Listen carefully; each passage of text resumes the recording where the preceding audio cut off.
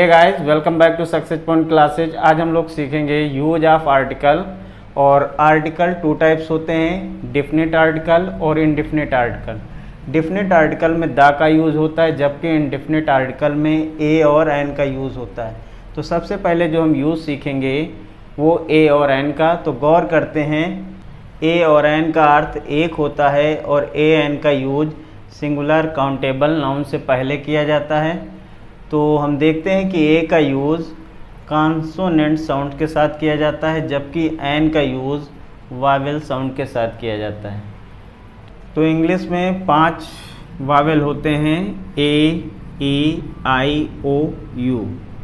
तो ये English Wavell हैं। तो इनमें हम जानते हैं कि अगर जैसे एप्पल है तो यहाँ पे हम देख रहे हैं कि एप्पल जो है ए से है, या आउल है तो आउल भी ओ से स्टार्ट है। तो यहाँ पे एक के लिए एन का यूज़ करेंगे। लेकिन हमने बात की है वावेल साउंड।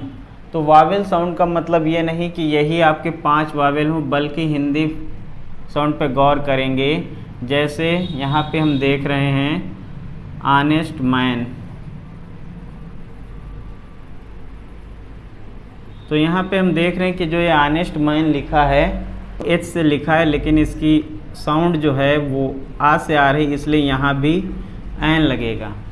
तो हमें कहना यही है कि साउंड पे गौर करेंगे। अगर वावेल की साउंड है, भले वो कॉन्सोनेंट से है, तो वहाँ पे आपको एन का ही यूज़ करना है।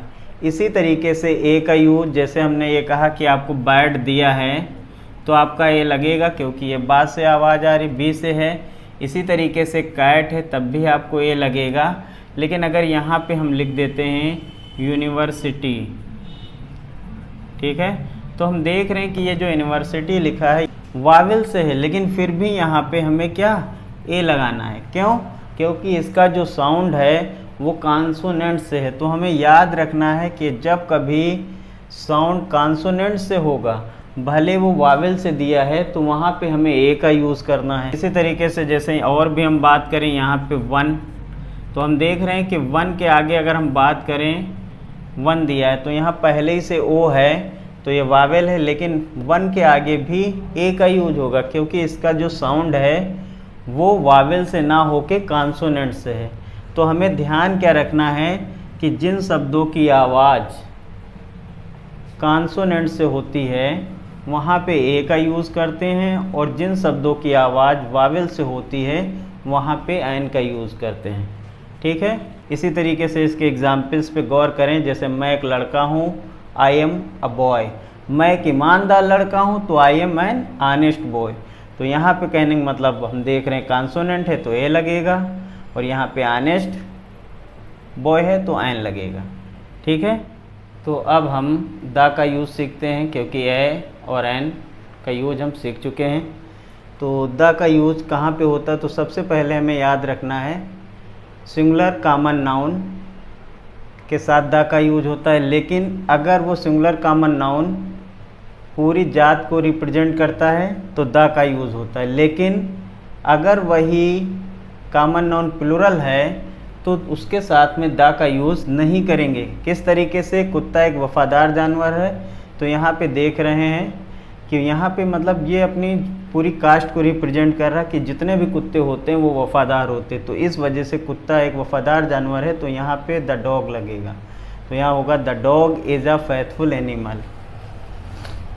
इसी तरीके से कुत्ते वफ़ादार होते हैं, तो यहाँ पे हम देख रहे हैं कि ये भी पूरी जात को दर्शाते हैं, लेकिन यहाँ पे प्लूरल है, तो प्लूरल होने की वजह से आपको द का यूज़ नहीं करना है। तो ये हो जाएगा डॉग्स आर फेथफुल। तो हमें ध्यान रखना है कि अगर सिंगुलर नाउन पूरी कास्ट को रिप्रेजेंट करता है तो उससे पहले द का यूज़ होता है, लेकिन अगर प्लूरल कॉमन नाउन हो जाता है तो उससे पहले द का यूज़ नहीं होता है। अब हम इसके दूसरे नियम पे गौर करते हैं। दूसरा यूज़ हम गौर करते हैं, द का यूज उस नाउन से पहले करते हैं जो पहले से परिचित हो या जिसके बारे में हम पहले से जानते हैं। तो वहाँ पे हम द का यूज़ करते हैं। जैसे बच्चे शैतान हैं, तो इस सेंटेंस पे अगर हम गौर करें तो माने ये पूरी कास्ट को या मतलब सारे बच्चों को रिप्रेजेंट नहीं करनी, ये कुछ खास बच्चे हैं जो मतलब वहाँ पे शैतान है। तो यहाँ पे हम जानते द का यूज़ करेंगे। तो किस तरीके से बनेगा, द चिल्ड्रेन आर नॉटी, ठीक है। लेकिन यहाँ पे अगर हम गौर करें बच्चे शैतान होते हैं, तो मतलब इसमें जितने भी बच्चे हैं वो सारे आ गए। तो ये मतलब पूरी जात को रिप्रेजेंट कर रहे हैं, माने सारे बच्चों को। तो यहाँ पे द का यूज़ नहीं करेंगे। तो यहाँ पे हो जाएगा चिल्ड्रेन आर नॉटी। तो हमें क्या ध्यान रखना है कि अगर कोई नाउन है जिससे हम पहले से परिचित हैं तो उसमें आपको द का यूज़ करना है, लेकिन अगर उससे परिचित नहीं है तो वहाँ पे आपको द का यूज़ नहीं। द का जो अगला यूज है, समुद्र, नदी, खाड़ी, पर्वत श्रृंखला, धार्मिक ग्रंथ, समाचार पत्र, प्रसिद्ध इमारत, जहाज, हवाई जहाज और यूनिक थिंग्स। यूनिक थिंग्स का मतलब ऐसी अनोखी चीज़ें जो दुनिया में दूसरी बनी ही नहीं है, उन सभी के साथ करते हैं। तो जैसे अगर हम समुद्र की बात करें, इसका एग्जाम्पल क्या होगा, द रेड सी, ठीक है। और नदी की बात करें तो हो जाएगा द गंगा। पर्वत की बात करें द हिमालयाज।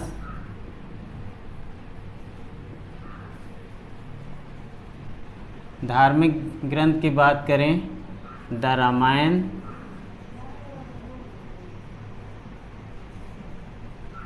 समाचार पत्र की बात करें द हिंदुस्तान।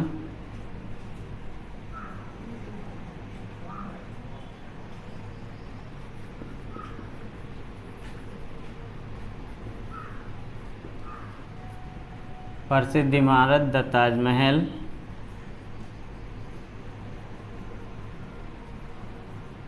जहाज की बात करें द एरोप्लेन।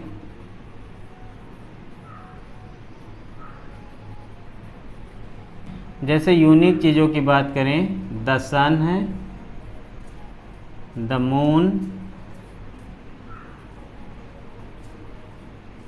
The earth. तो ये सब यूनिक चीज़ें। तो हमें द का यूज़ याद रखना है कि समुद्र है, नदी है, खाड़ी है।